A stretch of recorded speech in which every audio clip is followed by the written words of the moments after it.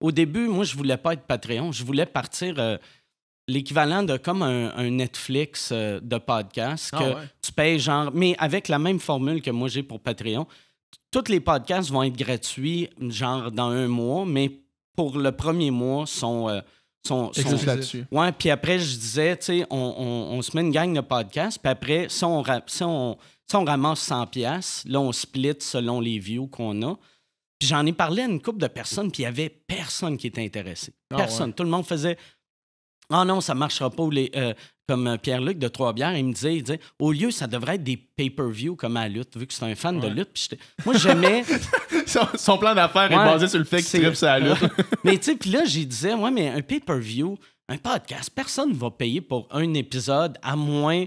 d'avoir, je fais un... Mettons, comme là, si j'avais Gad Elmaleh. J'ai Gad Elmaleh parler de vol de joke. Là, je pourrais vendre ça, mais sinon, asti, pourquoi le monde paierait pour un épisode? Tantôt, tu parlais de l'éventualité d'un podcast avec Gad Elmaleh. Ouais. Est-ce que c'est dans les discussions? Non. OK, non, c'est pas non, tu le ferais.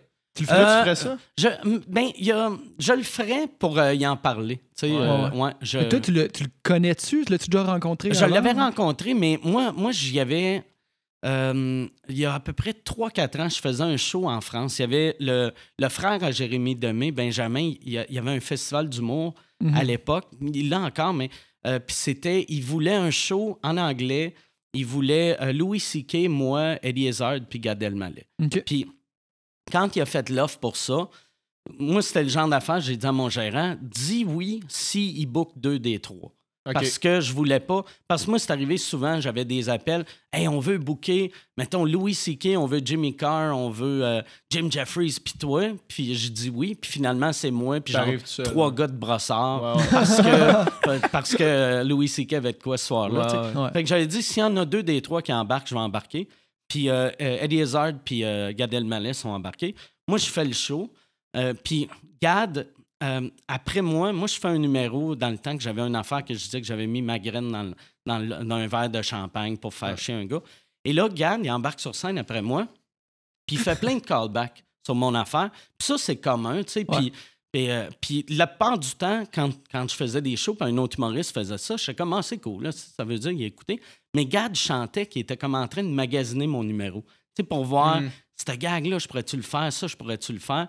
Et là, il débarque de sur scène, il vient me voir, puis là, il me demande, il fait « Est-ce que tu es connu en France? » Puis là, je fais « non. » Puis il fait « Est-ce que tu joues souvent ici? » Puis là, j'ai fait « Fais-toi mon tabarnak, si tu me voles, je vais te détruire. » Mais est-ce que tu savais déjà à ce moment-là, est-ce que c'était déjà connu qu'il faisait ça? Ouais. Fait que peut-être que je pose la question, est-ce que ta perception de la façon avec laquelle il faisait les callbacks est un peu teintée par ça? C'était clairement ça. Tu disais, lui, c'est un enculé, fait que là, je check ce qu'il fait. Mais c'est parce que moi, je l'avais vu faire un numéro de Martin Petit à Just for Laughs, genre 2 ans avant.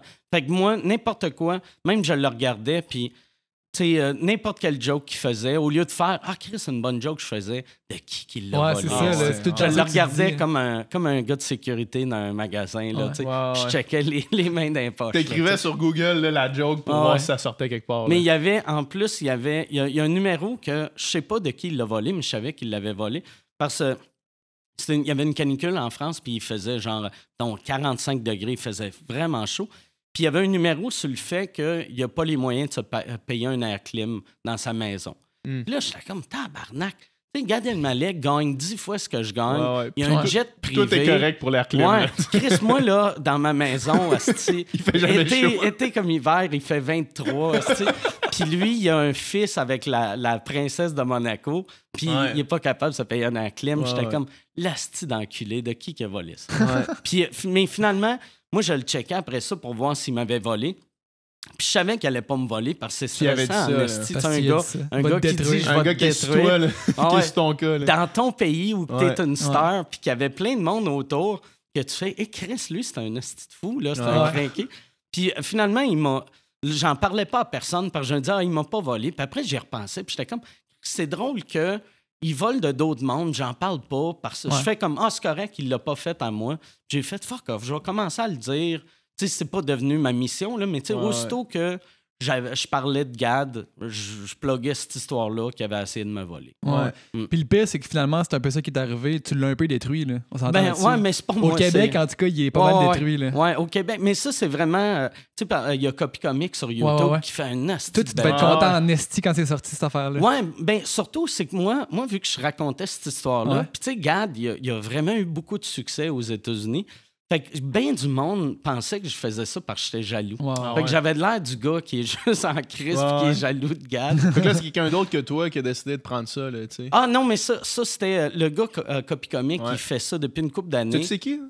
Il signe tout le temps ses affaires, Ben, mais je sais pas son nom. Il y avait une rumeur que c'était un humoriste français qui est maintenant rendu en France, mais je sais que c'est pas lui. L'autre jour, je pense que c'est pas lui. L'autre jour, j'écoutais, je pense que c'était le podcast avec Michel Barrette, puis tu disais que tu avais échangé des emails avec Copy Comic, justement, puis dans le fond, je me suis dit, dans le fond, c'est lui, hostie. Dans le fond, c'est Mike Ward, Copy Comic, il veut juste pas mettre sa face là-dessus. C'est vraiment Bruce Wayne, là, c'est Batman. Là. Stéphane Fallu m'a dit qu'il y avait du monde qui avait dit ça. Ben, qui était vraiment... Le monde doit faire le lien, mais tu sais... Mais tu sais, en même temps, vu que Copy Comic, c'est toujours des Français que moi, je connais pas. Ouais. Fait que, tu sais... Puis en plus, on connaît ton talent de monteur. Là. Ouais. C'est ça, c'était moi. Tout le monde fait Copy Comic, ça sonne le cul, on n'entend rien. Ça serait moi dans les commentaires. Mangez de la merde! Copy Comic a beaucoup de talent. Si tu te défends toi-même. C'est bon. Mais là, lui, tu sais, honnêtement, il y a tellement de monde qui écoute sous-écoute, puis t'en parles tellement souvent qu'il...